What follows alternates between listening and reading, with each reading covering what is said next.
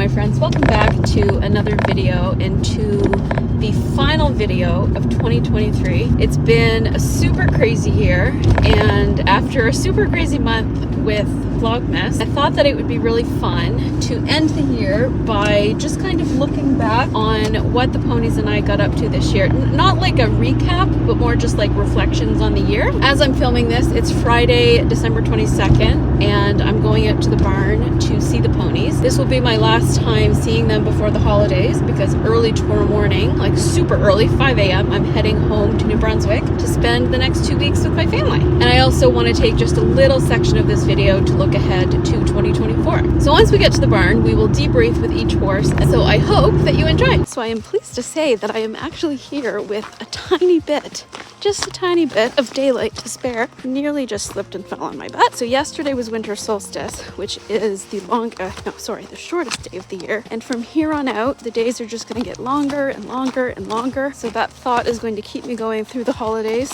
My hope is that while I'm gone, we will get a nice dumping of snow to make the ground a little better. Gotta find a lady. Hi. Oh my goodness. Hello. So I'm going to get her out to the arena first, if she wants to come. Really, but it seems fitting that we will start with the best mare ever, who has a cranky look on her face. Now, I've never shown her this toy before. Are you gonna play with it? We are gonna have a little ride, but I just want her to have a little walk around first. So I am so incredibly proud of how far both me and this lady and our partnership have come this year. You know, when the year started out, I didn't know how long she was going to be around for. Wasn't sure when we were going to post her for sale. Once she started really coming together, I kind of approached our journey as every ride is a blessing.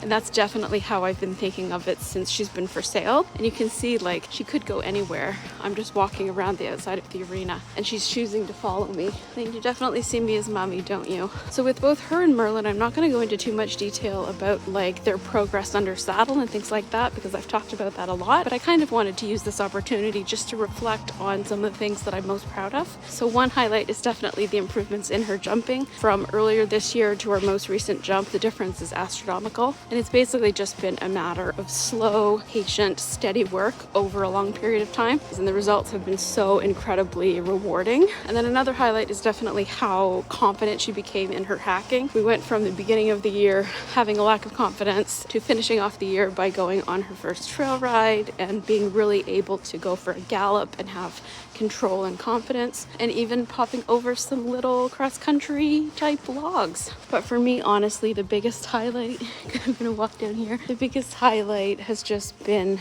seeing her really come out of her shell, seeing her personality shine and becoming her person. A few months ago, I just felt this shift where she's always been really sweet, but she's just very loving and affectionate and kind of in my space in a way that horses are when they've found their person. She's such a kind, loving, non-merry mare that I think she's going to make someone very, very happy. And it's been an honor to see that come out in her. And yeah, she's just a very special girl. Very, very special girl. So we get on and do a very lazy 15-minute walk. So anyways, I've been through some of the highlights, and now I want to look ahead. So as you can imagine, it is kind of hard to try to make plans or goals with a horse who is for sale, who I don't know how long she'll be here. This time of year is not really the best for selling a horse. People aren't really looking for horses in like December, January, February. So something tells me she will be around like until February or March, but you never know. So I don't really have any long-term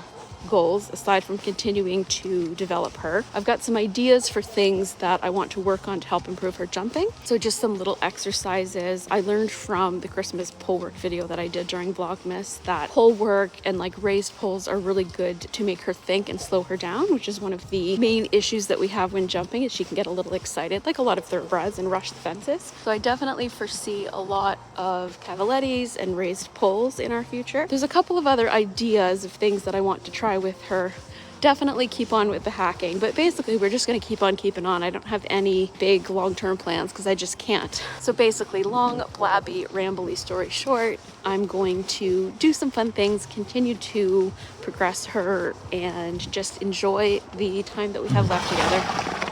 At this point, I kind of treat every ride like it might be our last, just so that I'm really seizing the moment and enjoying every time with her and not being complacent or lazy, I guess. And also, before I forget, I just want to say that I really appreciate everybody's lovely comments and assertions of how much you've enjoyed following along on her journey. Merlin is the star of this channel. There is no question about it. He's my #1 man. He's my heart horse, my forever horse. But I really like having a project and something else to kind of keep my riding improving and just to test me a little bit. I've just really enjoyed the process of bringing her along, and it warms my heart to know that people here on YouTube and also on Instagram have enjoyed following her journey and think that she is as cool and sweet as I do. For me and her, thank you so much for the love on any video to do with her, because it just makes me smile. I don't know if this will show, but you can see what's going on, right? And there's no light, it's just the light of the moon.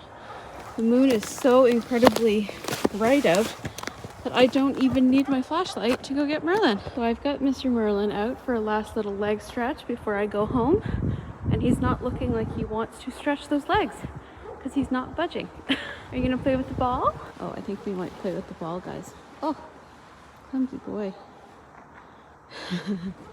He discovered this the other night and he had an absolute blast with it.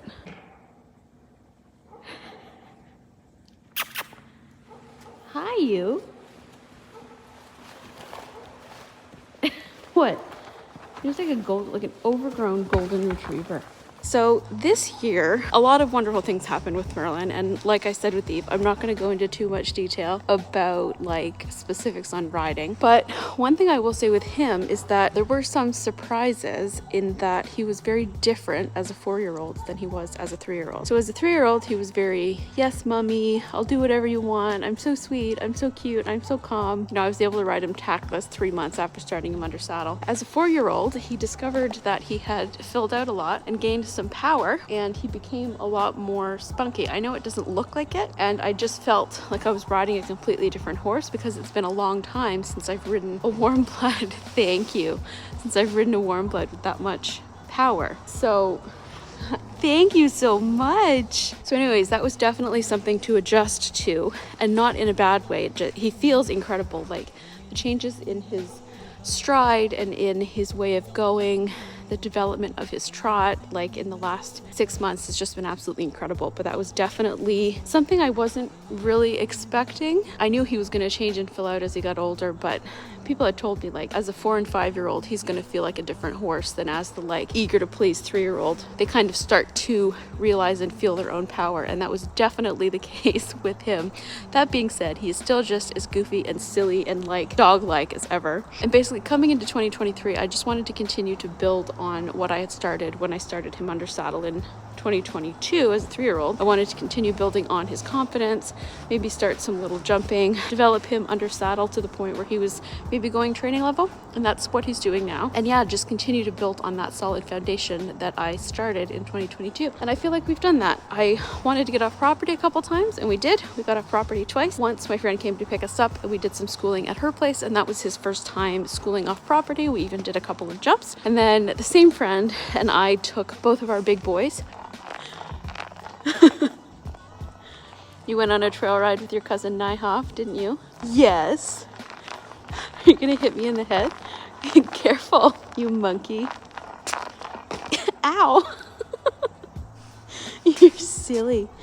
Hi. So anyways, that trail ride was definitely a highlight of my year. Fall is my favorite time of year, and just to be cantering through the woods on my own horse with a friend who I love dearly, just having fun, you know, autumn leaves falling down gently. It was like something out of a movie, and it was so much fun. And 2024, I think, is going to be a very fun and exciting year.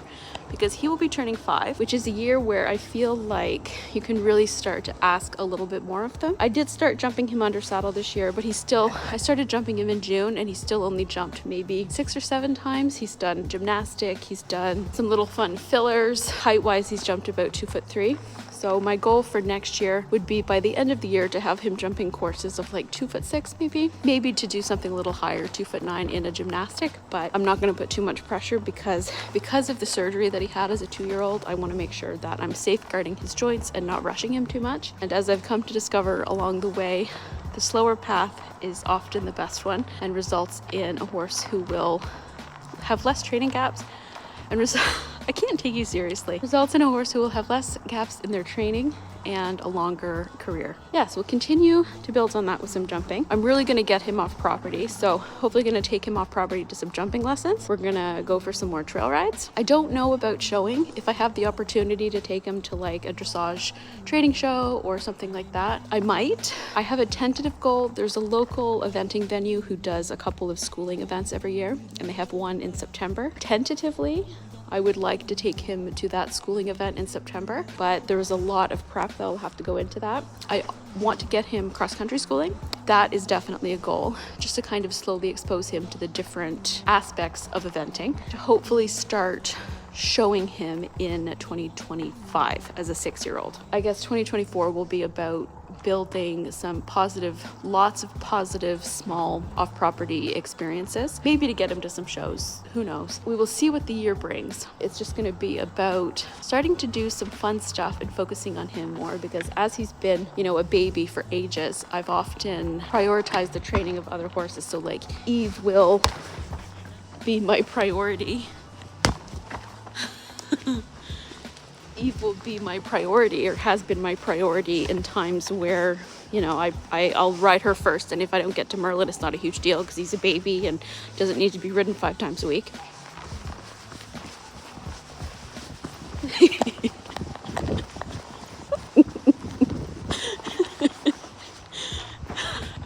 You cutie. But yeah, I'm really going to make sure to prioritize him next year, and he's going to be my number 1, and it's going to be the start of some very exciting times. So this carnage, just, staying real because that's the theme of this channel. Yes, I know, you're a pain in my bum. This carnage is the result of me trying to soak Merlin's foot. He dumped 3/4 of it out on the floor, and it's taken me 15 minutes to get him to stand flat. You better not move. I swear. I want to stand here and like guard your bum. Baby horses, people. Baby horses. So anyways, the last little bit of this video that I wanted to do was just a bit of a reflection on my year on YouTube. YouTube doesn't form a big part of my relationship with my horses. Like, that would be there without it, but it plays a role in my motivation to do things with the horses, because it gives me, when I might be feeling a little less motivated, it gives me a reason. So it's been really, really great in that way. So I think early in the year, I hit 200 subscribers, which I was really excited about. February was my 1 year on YouTube, and I feel like between the start of my channel and the end of its first year, I learned a lot. And I feel like in the past year, I've continued to grow and develop in terms of like filmography and way of editing and kind of style. I feel like I've really improved, even if I compare videos from this time last year to some of the ones. I'm really proud of some of the videos I've done during Vlogmas. I'm just really proud of how I've developed and strengthened those creative muscles. Some people might look at the growth of my channel and say, the growth has been really slow. I could post more shorts and gain subscribers, but it's not guaranteed that those subscribers would watch my long form content, which is where my passion and kind of creative energy flows. I did have a goal for Vlogmas of hitting, I think at the beginning of December, I was at 430 or 440 subscribers. And I set a goal of, during Vlogmas, hitting 500. And as I'm filming this, which is on December 22nd, I'm at 490. And I certainly think that I'll hit 500 by the end of the year. The first year that I was on YouTube, I was making a lot of videos, but I wasn't as consistent, and I was just kind of finding my feet. And some people discovered my channel and kind of created a nice dialogue. But I feel like now it's really more of a community. I recognize people who comment by their username. There's a few people who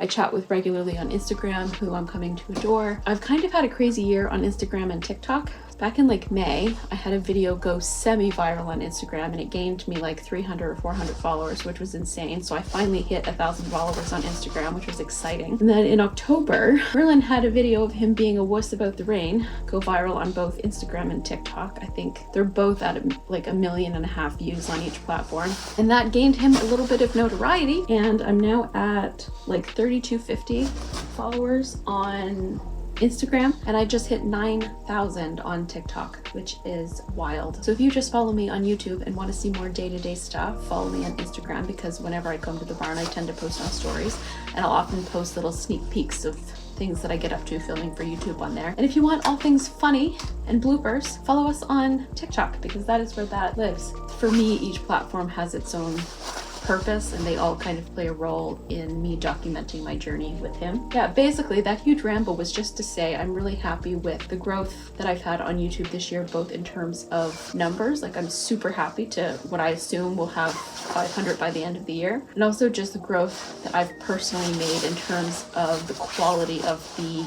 creative output that I have. To finish off, I just want to say a huge thank you to everybody who has tuned in to my videos this year. The community that we've built means the absolute world to me, and it warms my heart when I hear that a video that I've made has encouraged someone to think in a different way, or that they felt comfort by finding some like-minded horse people on the internet.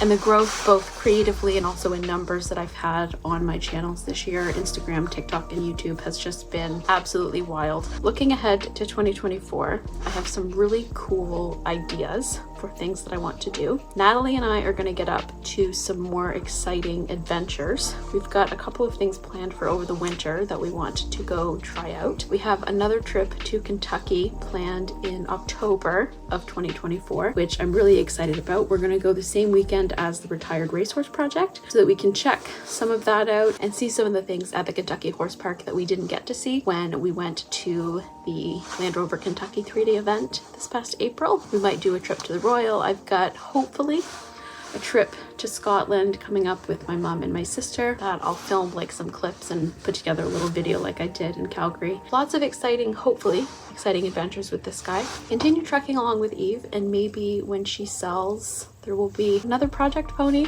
I don't know, but next year is definitely going to be all about Mr. Merlin, and I'm so excited. So if you have enjoyed following along, or if you're new here and you haven't already subscribed, don't forget to hit the subscribe button. Leave a comment. I know that there are a lot of people who, like me, are silent subscribers who don't really comment on YouTube videos that often. Leave a comment down below and just say hi. If you have a horse or ride a horse or have had a horse in the past, comment down below and tell me a little bit about them, their age, their breed, what you do with them, things like that. I love hearing about people and their horses and their stories. And yeah, until next year, ha ha ha, the super funny joke that everybody makes every year. I hope you're having a wonderful day wherever you are. Happy New Year. I will be back in a few days from this with a video that I'm excited to put up. From me and this guy who currently has a worried look on his face because of the dog barking outside. Happy New Year, and we will see you very, very soon.